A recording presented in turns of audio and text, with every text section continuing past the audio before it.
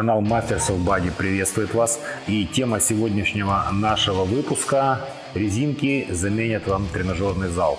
Мы попытаемся разобраться, что же это – маркетинговый миф или мифический маркетинг. Итак, дорогие наши зрители, для того, чтобы понять все преимущества и особенности использования резинок различных степеней растяжения, сжатия, мы проведем сегодняшний выпуск, построим из двух экспериментов. В первом эксперименте мы поработаем со свободным весом, изучив воздействие на мышечную систему, а после попробуем на те же самые мышцы воздействовать с помощью резинок. Вторую часть эксперимента сделаем зеркально противоположную. Сначала поработаем с резинками, а потом, после воздействия резинкой на мышечную систему, на определенные мышечные группы, на те же группы воздействуем свободным весом или же тренажерами. Сравним результаты и поделимся с вами нашими выводами. Как же не обойтись без нашего чемпиона? Сегодня мы узнаем его мнение, поработаем с его мощными руками, сравним воздействие свободного веса, резинки на его трицепс и на его бицепс. Андрей, скажи, пожалуйста, какой у тебя рабочий вес в упражнении французский жим лежа? Французский, ну, полтинничек раз на 10-12 я сделаю. Вот, сейчас мы килограмм. в первой части нашего эксперимента поработаем не с первого подхода, со второго, с третьего, с рабочим весом, который Андрей может сделать. А после сравним, насколько этот рабочий вес повлиял на воздействие на трицепс и как это скажется в работе с резинкой.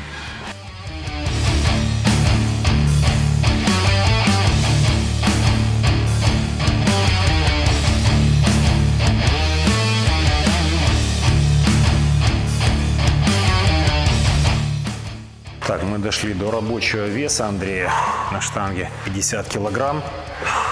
Как вы видите, он уже подустал. Мышца испытывает максимальное напряжение. Спортсмен также. После этого перейдем к работе с резиной. А ну, зацени трицепс. Ну, дорогие мои, результат работы со свободным весом, я думаю, вам очевиден. В данный момент для спортсмена-профессионала комментарии не требуются. Видите сами. Андрей, как ощущения? Проработал? Хорошо, да. Битл завело. Сейчас наша задача, чтобы ты поработал с резиной и дальше опишешь ощущения свои. Угу. Итак, вы можете видеть, что максимальное сокращение, максимальное напряжение мышца Андрея, трицепс Андрея испытывает в точке максимального растяжения резинки. Вверху мышца не сильно напряжена, внизу максимально. Тяжело, практически не заходит. Вот. Ну как резинка после французского? Это жесть, я не думал, что так будет тяжело. Наливает видим. кровью моментально и буквально через 2-3 повторения. Дорогие наши зрители, то есть воздействие свободным весом оказало такое колоссальное действие, такой эффект, что резинка буквально, причем эта резинка не самого большого сопротивления, то есть заставляет мышцу после 5-го, 6-го, 7-го максимум повторения, то есть убийца уйти в отказ. И это очень показательно. Да, подтверждаю. Нашего эксперимента. Итак, дорогие наши зрители, с трицепсом мы разобрались с воздействием резинки после свободного веса.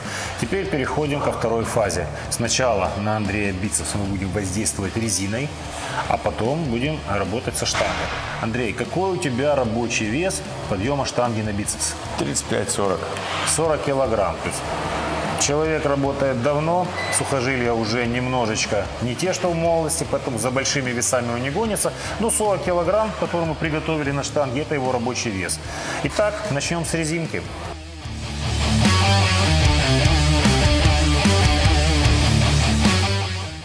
Итак, первый подход с резиночкой. Андрюха, как ощущения? Ну, Опиши. ход мягкий, как ты говорил, связочки и суставчики работают хорошо. Ну, просто как легенький налив. Бицепс налился, забился? Налился, но не забился. Не забился. Давай попробуем еще один подход. Будем честны в эксперименте. Там мы делали 3 подхода, здесь тоже сделаем 3 подхода. Хорошо. Окей? Да.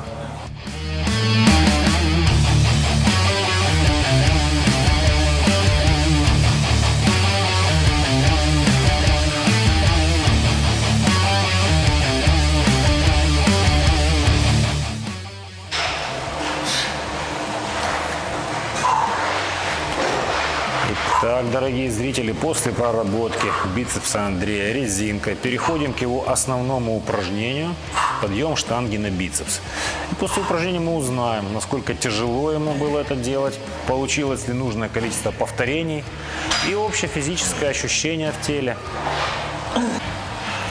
Итак, Андрей, получилось ли у тебя обычное количество повторений к подъему после работы с резиной? Получилось, но тяжелее гораздо. То есть все-таки резинка утомление дала? Да, она дала мне утомление и хороший разогрев связки и сустава. Вот. Даже несмотря на то, что это вторая группа мышц, после трицепса мы делаем бицепс, то надо было хорошо все равно разогреть его. И я считаю, что мы резинкой разогрели его хорошо, и я свой обычный привычный вес сделал чуть более тяжелее, чем обычно. Но за счет штанги я получил действительно хорошее кровонаполнение в мышцу. Ощущения совершенно другие.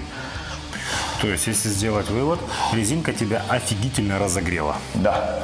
Разогрела суставы, разогрела мышцу, и твой же вес обычный, рабочий на штанге, зашел, но более эффективно. Да. То есть, естественно, хорошо.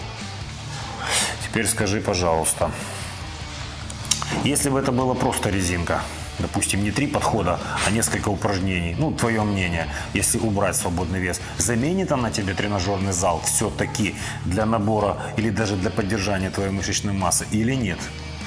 Однозначно нет. Это как стакан воды. Налил водичку, стакан полный. Вылил, стакан пустой. Ничего не поменялось. В стакане была вода, в стакане не было воды. Он стал просто мокрый. И все. Итак, дорогие товарищи, можем сделать некие выводы. То есть резинкой в плане работы на мышцы, особенно если в целях есть набор мышечной массы, увеличение, то есть силы и силовых показателей. То есть более важным, более существенным будет работа со свободным весом, ну или как минимум с весами в грузоблочных или в тренажерах с изменяемыми весами. Резинка же может нам дать больше мышечный рельеф, более щадящую нагрузку на суставы, на связки, хороший разогрев и дополнительную работу в основных упражнениях. Да, я полностью с тобой согласен, Костя. Это поможет более плодотворнее налить кровью в мышцу. Подчеркиваю, только налить. А свободный вес или грузоблочные тренажеры помогут нарастить. Итак, дорогие наши слушатели и почитатели канала Masters of Body, давайте подведем небольшой итог сегодняшнего эксперимента и сегодняшнего нашего выпуска. Мы поработали с резиной, поработали со свободным весом и можем ответить на вопрос, даже не на вопрос, а на утверждение маркетологов: набор резинок заменит вам тренажерный зал. Наш однозначный ответ – нет. Набор резинок не может заменить вам полноценного тренажерного зала. Это все-таки маркетинговый миф, но такие вещи, как резинки, эспандеры трубчатые, утяжелители, TRX наборы – это все-таки очень хорошее оборудование.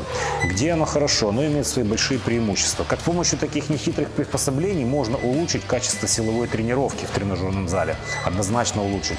С помощью резинок можно дать более щадящую нагрузку для спортсменов в период реабилитации, в период разогрева, начинающим спортсменам. Также такое оборудование поможет вам на выезде на природу, например, при долгом отпуске, где-нибудь на море, на турбазе, где из спортивного инвентаря, как правило, есть спортивная площадка, турники, брусья, возможно, какие-то еще приспособления. И вот здесь набор резинок, который помещается в маленьком пакетике, сыграет вам хорошую службу, окажет вам действительно помощь в том, чтобы ваш отпуск пошел плодотворно, о том, чтобы ваши мышцы не атрофировались, и вы сохранили какую-то форму после возвращения из отпуска. Также многие мои клиенты, и не только мои, знакомые спрашивают, часто задают вопрос: какой тренажер купить домой лучше? Это Orbitrek или велотренажер? Я им всем говорю одно и то же: не покупайте. Этот тренажер хорош только для сушки белья и для хранения, наверное, каких-то еще ненужных вещей. Весь набор домашнего оборудования должен вмещаться в коробочке под диваном. И в этом плане как раз подойдут набор резинок, набор утяжелителей, возможно, скакалка, каких-то трубчатых эспандеров, ну, может быть, какая-то пара маленьких гантелек. Это да. И в этом плане это будет незаменимый вам помощник в домашних тренировках, в тренировках на улицах, в тренировках на свежем воздухе, на даче, в отпуске и такое прочее. В тренажерном же зале все-таки доминирует свободный вес, доминируют различные приспособления, типа хороших грузоблочных тренажеров с выверенной биомеханикой. А что уже больше понравится вам все-таки? Тренировка на улице с резинками или тренировка в тренажерном зале с инструктором, со свободными весами? Естественно, это ваш выбор. Выбирайте, занимайтесь спортом, будьте активными, любите себя. Беговая дорожка, арбитрек или велотренажер. Что это? Лучшая вешалка для вещей или все-таки необходимость? Сразу после обретения некоторыми людьми беговой дорожки или орбитрека к себе в дом, вы получаете как будто неплохой эффект от тренировок. Но спустя месяц-два результата нет. Монотонная, однообразная работа не дает никакого результата, и как следствие в доме новый пылесборник. Тренировки дома – это очень хорошо и удобно, но все ваше оборудование должно помещаться в небольшую коробку или кулек. Так, друзья, давайте разберемся, почему же такие тренажеры не очень эффективны в вашем доме. Во-первых, если покупать хорошие, качественные, профессиональные тренажеры, они занимают много места и дорого стоят. Поэтому, как правило, для домашнего обихода выбирают линейку тренажеров Healthline или Homeline. Они, в свою очередь, имеют меньший спектр меню, меньшую вариативность, соответственно, они немного меньше размеров и худшего качества, что в свою очередь делает тренировки быстрее позволяет организму адаптироваться к этим тренажерам, и тренировки очень быстро перестают быть эффективными. Поэтому денег стоит, еще раз говорю, много. То есть даже простой тренажер из домашней линии хорошего качества, более-менее, будет стоить около 50 тысяч гривен, это больше $1000. Беговая дорожка где-то так же. Вот. Профессионально же стоит еще дороже. Качество уступает профессиональным, места занимают много. Вариативность низкая, углы наклона, как правило, не меняются. Ширина полотна тоже оставляет желать лучшего, то есть удобство применения домашних тренажеров не такое, как в зале. И поэтому мы считаем, что все ваше оборудование, как мы сказали, должно умещаться в небольшой кулек или коробку, которую можно спрятать под диваном. И сейчас мы вам покажем этот набор, который поможет заполнить ваше домашнее фитнес-пространство. Итак. Первое упражнение в нашем топе домашних приспособлений занимает резина. Это может быть резиновый жгут разной степени растяжения, сжатия. Это может быть набор резинок. Это может быть такая тоненькая резинка, также набор, который женщины используют для прокачки бедер. То есть любой вид резинового сопротивления. Почему он? Он доступный, он легкий, он хорошо прячется, подходит как мужчинам, так и женщинам. С ним можно делать различные упражнения, прокачивать практически все тело, наклоны, приседания, бицепсы, трицепсы, тяги, упражнения. В интернете средняя стоимость колеблется от 150 гривен. Второе место в нашем топе домашних приспособлений занимают утяжелители. Почему? Они очень маленькие, занимают мало места. Они бывают разных весов, можно подобрать, можно купить одну-две пары, можно вешать на одну ногу, если вам будет легко, можно на руки вешать. То есть вариация упражнений достаточно большая, это не травматично, подходит как мужчинам, так и женщинам. Можно выполнять различные махи, отведения, приведения. Как правило, используют на нижнюю часть тела, но можно и заниматься с руками. В интернете начинается стоимость от 100 гривен. Естественно, верхнего предела нет. Есть такие утяжелители, для которых можно добавить вес. Вставляются различные металлические элементы. Есть с другими наполнителями. В общем, вещь доступная. Номер 2 в нашем топе домашних фитнес-приспособлений.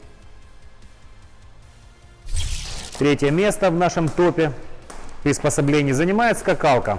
Наверное, самый известный инструмент. На нем можно прыгать в свободном темпе, у кого уровень не очень, развитие большой. Можно прыгать очень интенсивно. Если соседи снизу будут против, можно поучиться на улице, а потом спокойно на цыпочках заниматься этим дома. Стоимость скакалки от 150 гривен. Легко сминается в жменьку, закидывается под кровать или вешается на вешалку. Доступный инструмент номер 3 в нашем топе.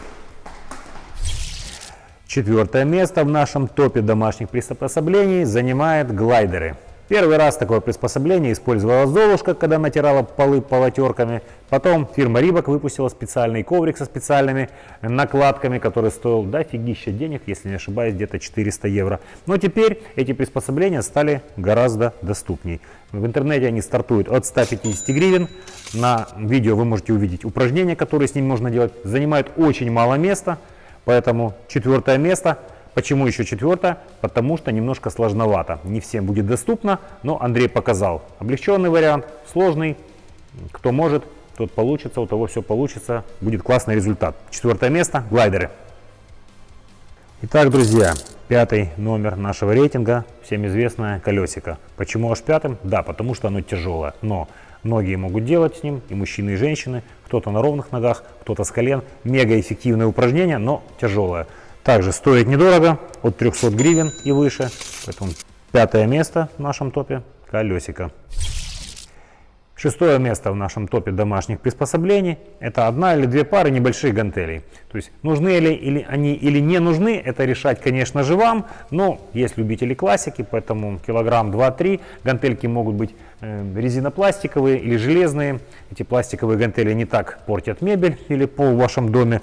Можно делать множество упражнений, заниматься боксом, боем с тенью, прокачивать небольшую мускулатуру.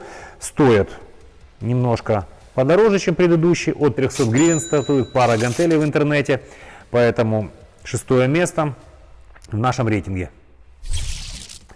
Ну что, друзья, последнее, 7 место в нашем рейтинге домашних приспособлений – это TRX. Несмотря на все многообразие упражнений, которым можно воспользоваться с помощью этого приспособления, единственный нюанс – нужно пройти хотя бы небольшую подготовку, курсы, чтобы себе не навредить. А так заменяют практически весь тренажерный зал. Дома можно разместить в дверном проеме, можно с ними выйти на уличную спортивную площадку и позаниматься. Поэтому очень-очень хорошее приспособление. Стартует от 500 гривен в интернете, занимает мало места, номер 7. И, конечно же, в вашем обиходе домашнем может присутствовать турник, брусья. Как на улице их использовать, так во дворе, в дверном проеме, это уже на ваше усмотрение. Ну что, друзья, мы вам предоставили небольшой список, на наш взгляд, полезных спортивных приспособлений, которые могут наполнить ваше домашнее фитнес-пространство. Конечно же, он не самый полный. Можете присылать нам ваши сообщения о том, что вы используете в домашних тренировках. Будем рады услышать и услышать ваши комментарии. Упражнения, которые мы показали, это не с целью дать вам программу домашних тренировок, это просто для примера, потому что по каждому из этих приспособлений можно делать отдельный ролик. Кстати, если вам будет интересна эта тема, работа со жгутами, работа с TRX, присылайте свои вопросы, мы снимем для вас такое видео. А мы с вами прощаемся, уверены, что наш выпуск был для вас интересен и полезен. Мы благодарим клуб Orange, на базе которого мы снимаем. С вами, как всегда, был Мастер Soft Body. До новых встреч, всем здоровья!